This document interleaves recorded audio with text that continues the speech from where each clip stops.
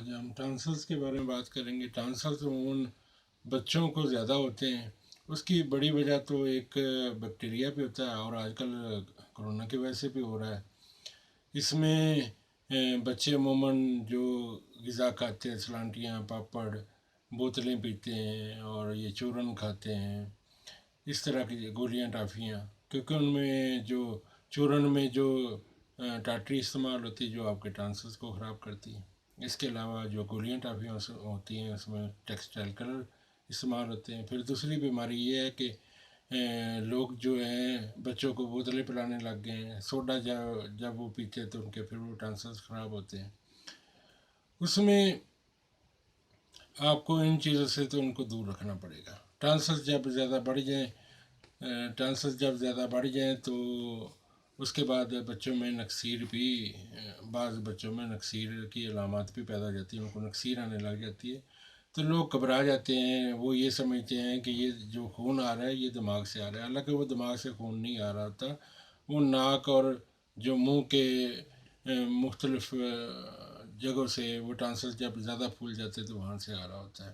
اس کے علاوہ ناک میں پھنسیاں بھی بن جاتی، ٹانسلس جب بڑھ جائیں تو اس کے بعد ناک میں پھنسیاں بن جاتی، پھر وہ پکا مریض بن جاتا ہے ٹانسلس کا۔ اب ہوتا یہ ہے کہ اس کا وہ ٹانسلس کا تو علاج نہیں کراتے، یا اس کا آپریشن کرا لیتے ہیں، یا وہ ناک کا وہ شروع کرا دیتے ہیں۔ ڈاکٹر کیا کرتے ہیں کہ ناک میں پٹی ڈال دیتے ہیں۔ تو پٹی ڈالنے والا اگر آپ نے عمل دیکھا ہو، جو نکسیر آتی ہے بچوں میں اور اس میں ناک میں وہ پٹی ڈالتے ہیں، تو اس کے بعد آپ کبھی بھی دوبارہ وہ اپنے بچے کے ساتھ وہ کام نہیں کروائیں گے۔ اور فرض کریں آپ آپریشن کروا لیتے ہیں ٹانسلس کا، تو اس سے یہ ہوتا ہے کہ اس کی جو گروتھ ہے وہ رک جاتی ہے۔ مثلاً وہ اس کی ہائٹ پوری نہیں ہوگی، اس کی فزیکل نشو و نما جتنی اعضاء کی ہونی چاہیے وہ نہیں ہوگی، بس وہ ایسا ایوریج سا بندہ بن جائے گا۔ ذہانت بھی اس میں کم ہی ہوگی، آئی سائڈ اس کی جلدی کمزور ہو جائے گی۔ یہ سارے ٹانسلس کی وجہ سے۔ ٹانسلس بیسیکلی جو ہر انسان کے لیے، بچوں سے لے کے بڑوں تک، وہ ایک چوکیدار کا، آپ کا گارڈ کا کام کرتے ہیں۔ جب بھی آپ چیز کوئی غلط کھاتے ہیں تو پہلے ٹانسلس ہی خراب ہوتے ہیں، یا فضائی آلودگی کی وجہ سے بھی ٹانسل خراب ہوتے ہیں، جہاں دھوئیں میں زیادہ لوگ بیٹھتے ہیں۔ بعض لوگوں کو یہ جو باربیکیو ہو رہتا ہے اس کا بھی دھوئیں سے خراب رہتے ہیں۔ اس کے علاوہ یہ پراٹھے وغیرہ جو تلتے ہیں، پکوڑے سموسے تلتے ہیں، اچھا یہ تلی ہوئی چیزیں بھی اس میں بہت نقصان دہ ہیں۔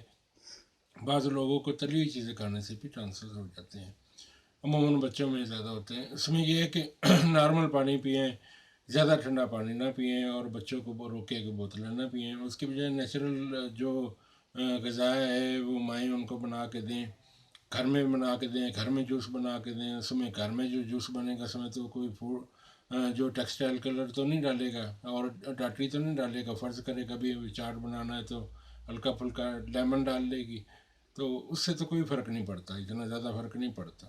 فرق جب آپ جنک فوڈ کی طرف اس کو لگاتے ہیں، برگر کے اوپر لگاتے ہیں، پیس کے اوپر لگاتے ہیں، تلی ہوئی چیزوں کے اوپر لگاتے ہیں، سلانٹیاں ٹافیوں کے اوپر لگاتے ہیں، تو پھر ظاہر ٹانسلس اس کے خراب ہوں گے۔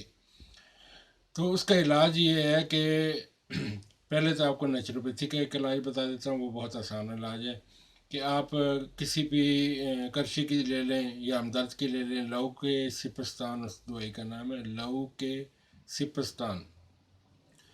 تو وہ میڈیسن لے لیں آپ، اور وہ ایک خمیرے کی شکل میں ہوتی ہے، میٹھی ہوتی ہے، تو اس کو ایک ٹافی کی سائز میں آپ نکال لیں، اور بچے کو کہیں کہ اس کو منہ میں رکھ لیں، اور اس کو چوسنا ہے، کھانا نہیں ہے۔ چوستے رہنے سے دوسرے دن تیسرے دن اس کے ٹانسلس بالکل ٹھیک ہو جائیں گے، مگر اس کو پھر بھی 5 ہفتے جو ہے یہ آپ 2-3 ٹائم اس کو وہ ٹافی کی طرح آپ اس کو دیں۔ اس کے علاوہ ہومیوپیتھک دوائی میں آپ اس کو بیلا ڈونا 30 میں دیں، تو اس سے بھی ٹانسلس اس کے، اگر وہ سرخ ہیں تو وہ ٹانسلس اس کے ٹھیک ہو جاتے ہیں۔ اس کے علاوہ پھر امفاس 6X بھی آپ اس میں دے سکتے ہیں، جو سوزش کا ابتدائی درجہ ہوتا ہے اس میں وہ اچھا کام کرتی ہے۔ اس کے علاوہ ہومیوپیتھی میں کافی ساری دوائیاں ہیں جو آپ استعمال کر سکتے ہیں۔ اگر ٹانسلس میں پیپ پڑنے والی ہو تو آپ مرک سال 30 میں یوز کریں، اور اگر اس کی گروتھ رک گئی ہو اور ہر سال اس کو سردی لگ جاتی ہو اور اس کو بخار ہو جاتا ہو، ٹانسلس خراب ہو جاتے ہوں، یہ اس کا چکر چلتا رہتا ہو، اور اس کے ساتھ اس کی گروتھ بھی کم ہو، تو برائٹا کارب جو ہے 30 میں آپ استعمال کریں۔ اور کمبینیشن میں آپ مسعود کا HR10 ہے، یہ استعمال کریں، بہت اچھے اس کا رزلٹ ہے، سستا بھی ہے، پاکستان میں بھی آسانی سے مل جاتا ہے۔ اس کے علاوہ NG پیکس ایک لیننگ کی میڈیسن ہے، ٹیبلٹس ہیں، میٹھی گولیاں ہیں، وہ 2 گولیاں دینی ہوتی ہے صبح دوپہر شام، وہ بھی آپ اس کو استعمال کریں، اس سے بھی اس کے ٹانسلز بالکل ٹھیک ہو جائیں گے، اور آپریشن کی نوبت نہیں آئے گی، نہ ہی ناک میں اس کو پٹی ڈلوانی پڑے گی۔ اور اگر آپ نے اس کو سب کو اسکپ کر دیا، ہومیوپیتھی نہ استعمال کیا، ایلوپیتھک پہ چلے گئے، ان کے پاس کوئی میڈیسن نہیں ہوتی، پہلے وہ اس کا ٹانسلز کا آپریشن کریں گے، پھر وہ اس کے ناک کے آپریشن شروع کر دیں گے، پہلے ناک میں پٹی ڈالیں گے، پھر وہ کہیں گے جی نہیں ناک کا آپریشن ہوگا جی، ٹھیک ہے۔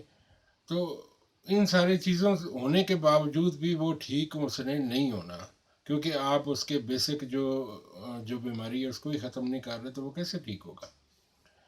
اس لیے یہ ہومیوپیتھک میڈیسن استعمال کریں، انشاءاللہ آپ کے بچے اور بڑوں کے لیے بہترین دوائی ہے، اور انشاءاللہ سے اس کے ٹانسلز ٹھیک ہو جائیں۔